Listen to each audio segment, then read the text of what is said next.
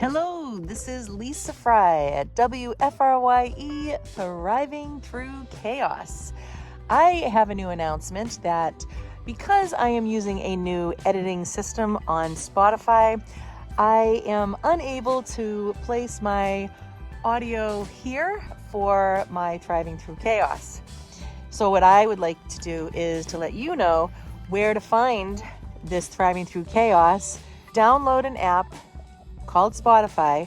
You can find me if you type in Thriving Through Chaos. Yep, so I will see you there, and may God bless you, and I will announce here each week when it comes out. It comes out every Sunday at midnight. So if you have nothing to do and you're rolling around in your bed, tossing and turning, or you're driving to work one day or on the way home, or maybe you're doing dishes and you want to listen to some really great advice on little insights on how to get through this life, come on over to Spotify, Thriving Through Chaos. This week's episode is how to get healthier over 50. And I have a returning guest, our very good friend, Bobby Anderson. And this episode has to do with our new ministry called Ministry of Hope. So Ministry of Hope is a ministry that Bobby and I started organically.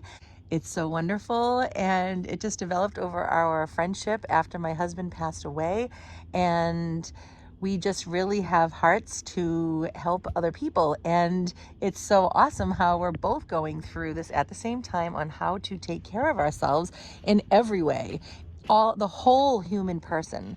Right? So mentally, spiritually, and physically. How do we do that at 50? You know, maybe you're a person who has exercised all of your life. Maybe you're not. And you just realize that being over 50 now, or close to it, maybe you're close to 50, and you're just starting to feel it. You know, you're like, oh, now what do I do?